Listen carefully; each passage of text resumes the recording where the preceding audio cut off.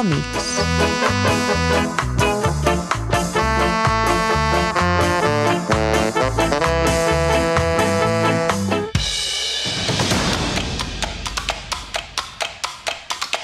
Bueno, acabarem aquest repàs per aquestes forces del desordre amb aquelles que normalment ens consolen en la ficció, les que acostumem a donar-nos una esperança, no? que el món pot ser salvat si existissin personatges especials. Parlem dels superherois, d'aquells ubermensch dissenyats i imaginats per protegir-nos i salvaguardar-nos de la complicació política del món amb una clara identificació del bé i del mal. O almenys així apareixien durant la primera meitat del segle XX, amb aquell Superman de DC o Capità Amèrica de Marvel. Quan el món va expandir-se i els problemes es van multiplicar, sembla que la gent necessitava icones que simplifiquessin els conflictes i donessin solucions satisfactòries sense cap mena de dubte moral. Ara bé, ja no som tan naïfs.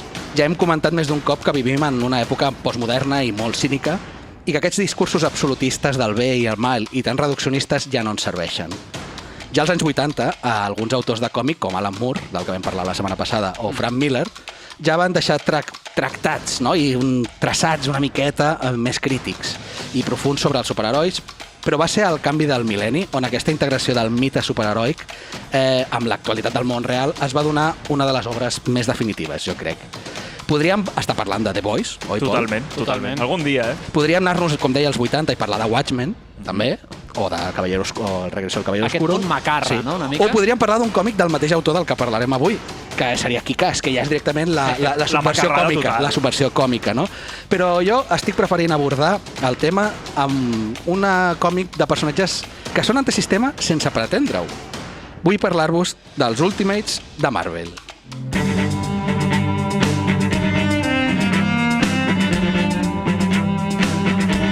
Segueixes aquest to trist, avui? Sí, he buscat la cançó més trista, la versió més trista que he trobat. Aquesta música m'està ressonant molt. És la cançó de Marvel, de Vengadores, però versionada per una no la contrabaixista. cumbia de los Vengadores. O sea, exacte, hòstia, la podia haver buscat. Ja, No t'ho has recordat. Mira, era bona idea. Me acuerdo. Bueno, la continuïtat, perquè, un moment, anem a explicar qui són els Ultimates, no? Perquè em sembla que la... Sí, yo estoy perdido, yo estoy perdido. Estoy buscando la línea. Posa el focus, Mira, s'ha de dir que la continuïtat comiquera principal de Marvel, la continuïtat vol dir la història, diguéssim, dels còmics, és coneguda com a Terra 616, 616, no? I s'inicia ja amb els primers còmics cap allà l'any 39 amb l'Antorxa Humana. Inclou avenç històrics del nostre món real amb l'afegit de superhumans. És la història dels còmics, és la nostra, amb l'afegit de que hi ha un tio que tira aranyes, de que hi ha un supersold... Bueno, ja ho sabeu. Aquests ubermensch, no?, que deies a la introducció. Sí. A mesura que nous events han anat succeint al món, d'alguna manera aquesta continuïtat els ha integrat, no? Els ha integrat als esdeveniments del còmic, com per exemple Vietnam, que ha passat als còmics de Marvel, o les protestes racials. De fet, els X-Men neixen en aquella època. Els superherois plantejaven sortides a aquests problemes en base a la seva fantasia de poder i una visió quasi sempre optimista de les possibilitats. Però el 2001, aquest equilibri realitat-ficció es va veure totalment sobrepassat. Que és quan va entrar l'euro. Exacte, és que l'euro ens ho va destrossar tot. Que allò va dir, no, tio, jo les pessetes, que no me... Us recordeu que el Buenafuente feia falques d'explicar un euro cuesta un 166 con no sé què. Puta Buenafuente. No, òbviament estem parlant de l'atac a les Torres Bessones l'11 de setembre, que va fer que aquests policies del món que fins ara trobaven solucions a qualsevol conflicte perdessin l'innocència. La línia principal dels còmics de Marvel no va poder absorbir ni de lluny aquesta nova realitat, i la solució que van trobar a la Casa de les Idees, que és com es coneix a Marvel, va ser crear una nova continuïtat, moldejada amb un reinici més basat en la política moderna i la realitat més crua i actual. Van néixer els Ultimate. Wow. És a dir, són una línia temporal separada, que es reinicia, comença des del principi, tots els herois són nous. El guionista Mark Millar i l'artista Brian Hitch van iniciar al març del 2002 una saga de 13 volums on veiem els superherois que tots coneixem, el Capitán Amèrica, Hulk, Thor, Iron Man, etc., però com si fossin nous.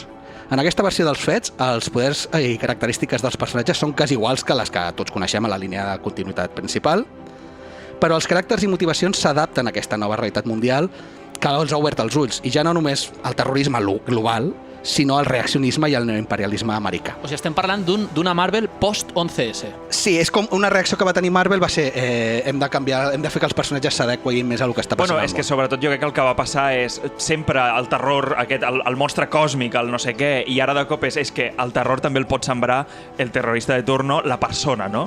Clar, a mi em recorda, Godzilla què era? Era el fantasma de la bomba atòmica, no? O sigui, aquí podríem parlar del mateix amb les Torres Bessones, no? Clar, però algú al revés, molt més humà. Aquí la traducció era algo més terrenal. Exactament. De fet, lluny d'amagar-se d'aquesta contradicció entre ser els herois i tenir actituds fascistoides, Mark Millar ho posa al bell mig del relat, sense anar més lluny, el Capitán Amèrica, que sempre s'havia vist com un boy scout, no? Com que tenia humilitat, que era molt empàtic, que tot sempre feia el correcte. I és molt naïf, era. Ara mateix, en els còmics d'Ultimate, era un soldat que creu que sempre té la raó. També es centra molt en l'organisme de la creació de... Perdó, que es centra molt en la creació d'organismes paragovernamentals, no? En el cas de S.H.I.E.L.D., que té una naturalesa bastant corrupta i perniciosa. S.H.I.E.L.D. què és S.H.I.E.L.D.? Per S.H.I.E.L.D., que no sàpiguen. Ui, les inicials. Sí, Security... no me'n recordo. Vale, no, però què és? Què representa? com a òrgan. Ve a ser l'Institut de Seguretat Nacional, ¿vale? És a dir, és una agència, és com la CIA encubierta i de superhombres, no? Que esconde a los Supermenys.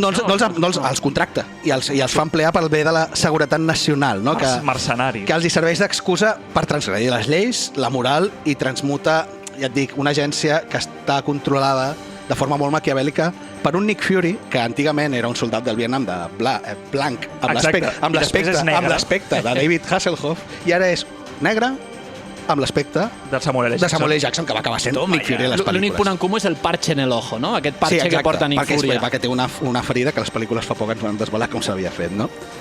I és que la principal amenaça que els Ultimates afronten en aquests còmics és una invasió alienígena a escala global, els Chitauri, que és l'única subtilesa que Mark Millar es permet, no? Que és no parlar d'hordes d'islamistes que ens volen destruir el país, que bàsicament és el que representen.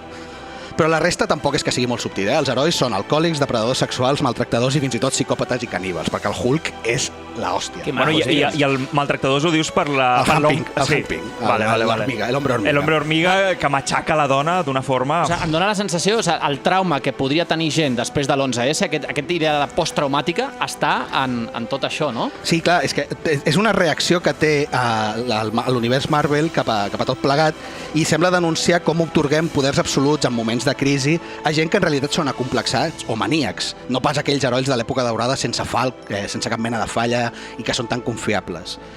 De fet, durant la seva publicació al llarg dels anys, The Ultimates va portar tant crítica necessària al gènere i també va tenir molt rebuig, perquè va acabar exagerant molt el to. Va arribar a punts on semblava que tot fos una merda. De fet, em sap greu haver fet l'editorial que he fet perquè sembla que jo ara mateix estaria escrivint The Ultimates, no? Una miqueta. De fet, The Ultimates va tenir 2 seqüeles, cadascuna més bèstia, com us comento, però menys aguda en el seu comentari i simplement jugant molt amb el shock value, no? Aquest valor de provocar reaccions. I també va generar una sèrie de spin-offs encabuts en aquest nou univers Ultimate, com Ultimate Spider-Man, Ultimate X-Men, que segueixen la línia aquesta del postmodernisme. Però jo, si us he de recomanar alguna cosa, realment, Ultimate Spider-Man, que el vaig llegir tot, que és llarguíssim, és però brutal. Per entendre, perquè és el personatge més humà, o sigui, és un xaval d'institut.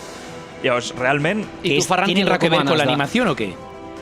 No, aviam, no, això és el que vaig, que si bé va agrair aquest arquetip, de trencar amb l'arquetip del superheroi típic, que resulta potser més sincer amb el temps que vivim i no tan Deus Ex Machina, tot i que va acabar també anant bastant cap aquí, al cap d'un temps la gent, ja us dic, va començar a repudiar aquesta exageració de mala llet i violència i escalada de destrucció.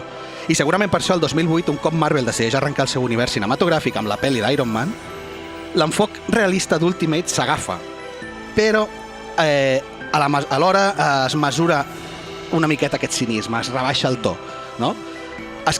És clar, i és cert que l'MCU, el Marvel Cinematic Universe, es basa molt en Ultimates. De fet, el gran crossover de Vengadores, que va ser la primera pel·lícula, tracta els Chitauri, però no són una metàfora d'una invasió islàmica, no, són simplement alienígenes. Teòrics segur que diuen que sí.